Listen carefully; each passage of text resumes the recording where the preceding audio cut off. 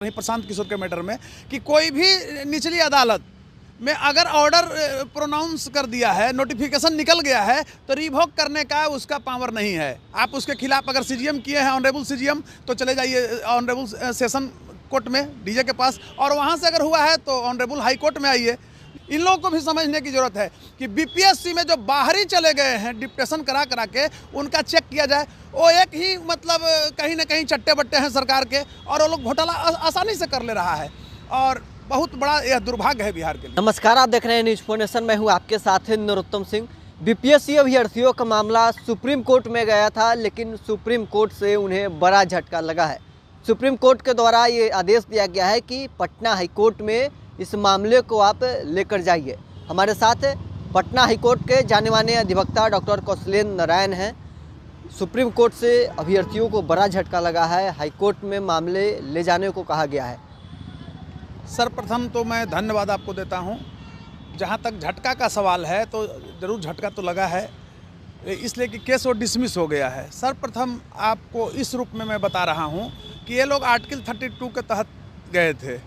तो आप देखे होंगे, चाहे वो क्रिमिनल केसेस हो, सिविल केसेस हो, आर्टिकल 32 जो है वो मेंटेनेबल नहीं हुआ है। जैसे आप सुशांत सिंह सरोज में देखे होंगे तो क्रिमिनल था।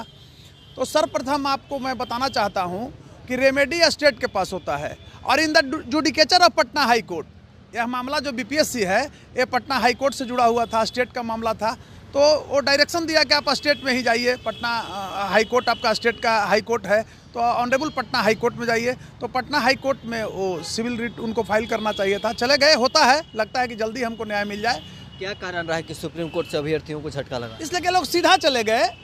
जैसे आप मानिए निचली अदालत, कल हम एक चीज़ बोले थे, आपने पूछा था तब बीपीएससी मैटर पर ही, प्रशांत किशोर के मैटर में, कि कोई भी निचली अदालत में अगर ऑर्डर प्रोनाउंस कर दिया है, नोटिफिकेशन निकल गया है, तो रिवोक करने का उसका पावर नहीं है। आप उसके खिलाफ अगर सीजीएम किए हैं, ऑनरेबल सीजीएम, तो चले जाइए ऑनरेबल सेशन कोर्ट में डीजे के पास, और वहाँ से अगर हुआ है तो ऑनरेबल हाई कोर्ट में आइए।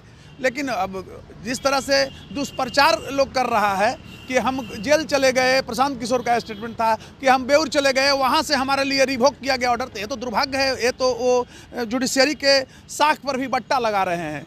लड़ाई हमारी इसी चीज़ की है, इसी चीज़ की बार बार बोलता हूँ कि झूठ क्यों बोलते हैं। जुडिशरी को भी आप कटघरे में क्यों खड़ा करते हैं भाई, ये सम्मानित पवित्र सिस्टम को। तो कहने का अभिप्राय हुआ कि ये लोग बीपीएससी वाले चले गए थे। होता है, एक आतुरता आता है किसी को कि जल्द न्याय मिले, और वहाँ से उनको डिसमिस हुआ है, और डिसमिस लेके डायरेक्शन ये मिला है कि भाई आप पटना हाई कोर्ट